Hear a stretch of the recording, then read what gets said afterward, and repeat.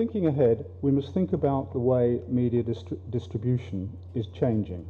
Even in the early stages, some lip service has been paid to looking at cross-media interactions when planning. But it's only been lip service. What's changed in the last 3-4 years even is that content is delivered across different platforms. And we have a crossover situation where the same content provider is working in different media. So the print will be distributing on mobile and the web. And TV too is crossing over, because the TV broadcast is now indulging in web distribution for its catch-up TV.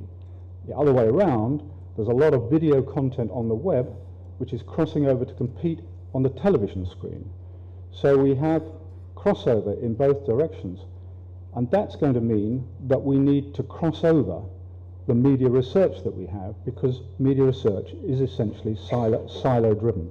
So now we come to look at the print internet situation. Take Sweden, for example, which is a market that we do a lot of work in. And the concept there at the moment for the publishers is very much total reach. What is the combination of the two? They see their line, you can see the dotted line for magazines declining over the last 4 years. But on the other hand, you can see the small dotted line increasing, and particularly in the last year. And the combined combination is something that they want to be able to report, because in total it's increasing. But we have to find a way to measure that. In Swedish evening papers, they have gone much further in the use of web and mobile. And they have what we call a digital tipping point that actually took place at least 2 years ago.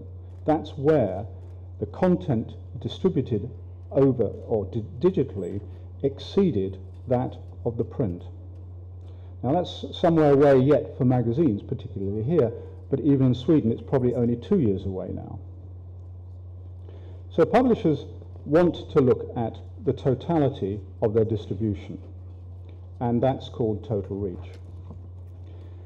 At the same time, total reach is not just one figure. You can't sell on one figure.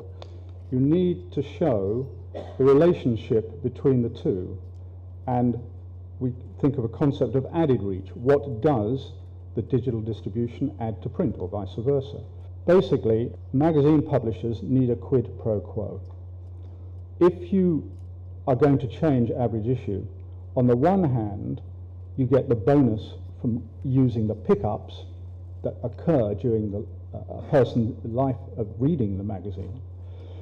And you can just about see that the cost per thousand, in this case, the pickups in the Svensk Golf, this is a Swedish golfing magazine, its pickups were 1.6 on average per issue, and therefore its cost per thousand, which is gross based, reduces from 156 to 99.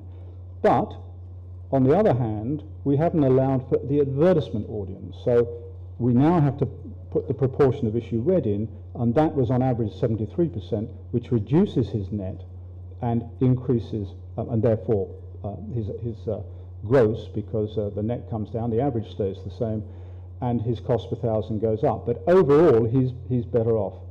If we go the other way into internet, which is Golf SE, which is its partner digital distribution, we can see that it has 7.2 opportunities to see during the course of the week that you're buying. We can do something on internet here, because we can cap the amount of OTS on the internet. This is something very special to internet delivery, which gives it an advantage over television, for example, where you have heavy users of television who get overkill. Here on internet, you can stop overkill by capping the amount, so it won't serve, the server won't serve an ad more than a given number of times to a given browser. So we can bring that down to 4, and you can see that the comparison is much closer. But the ad visibility on the page may indeed not be total. Even though you're on the page, you may not see it. So the planner can write in an advertising exposure opportunity there if he wants to. So we have to think very carefully about equivalence when we're putting these two different media together and differently researched media together. So how do we put it together? Well, there are two basic techniques. One is data fusion, and one, which is our development, our product, it's called virtual diary creation and calibration. And they're quite different, but they have the same role of integrating different sets of data. Data fusion. Imagine a dating agency. You fill out a questionnaire, she fills out a questionnaire, and the computer tries to match people who've got the same interests and needs and wants, and hopefully you come out with a match. Well, it's done much the same way. In this survey, you evaluate people on a set of criteria. In this one you do, and you find the ones that match both. But everything is in the matching criteria.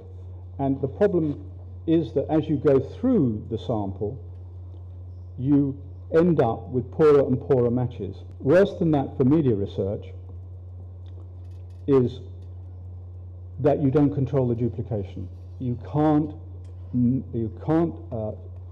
make the sample big enough so that you can actually control on the duplication, on the matching of individual media. So that's a big problem. In the other route, which we call virtual diary creation, we don't do that. I'm going to hurry up a bit. We don't do that. Instead, we take what's in the database of the NRS, which now includes the frequency of all of the media, and we expand that frequency information in such a way that it looks like they completed a diary for 1 week. And when we make the diary results, when we add them all together for individuals, match what's in the television survey, match what's in the internet survey, and match what's in the radio survey. So we have a fully integrated data set. Quickly you can see that here we've got the currency and the virtual diary, and the figures are the same. And we retain profiles and duplications. So the V-diary approach is, in our view, for media research, a much better approach to integrating data sets than fusion. So it creates a good simulation of the currencies, it gives you the same results, it's easily updatable, it's single source duplication patterns at the individual level, and it matches the currency. The idea of packaging. It's one thing to create a total reach, which we've now been able to do because we got the two surveys together, they have the right duplications between them, and you can look at added reach and profiles and so on. But producing a package is very interesting, and it's a new art form that the publishers in Sweden are now working with. There are ways that you can sell your inventory in a more effective way. There are share of inventory that you sell. There's capping, which I briefly mentioned, and there's time placement, and of course there's control over cost per thousand. One of the big problems in packaging is that you have an imbalance between the cost per thousands, between the internet mobile, the internet web, and the print. But you can work with those and create a package in which none of the costs of the individual items are shown. So you actually, the buyer is unaware of the combinations and the pricing. So the first thing is that you can sell inventory. If you have, if you sell 100% of your inventory in this case, which is actually an evening newspaper, its reach is 50.8% in the week. If you sold half of it, its reach is still 50.8 because it's got so much repetition that you don't lose any reach, and buyers look to reach as an important thing. If you cut it to 25%, it only goes down to 49%. If you cut it to 10, it only goes to 45. You can sell that inventory multiple times. You don't have to sell it as a totality. You can use capping to control. The thing about capping is that it will never reduce your reach, but it will reduce the gross contacts that are delivered.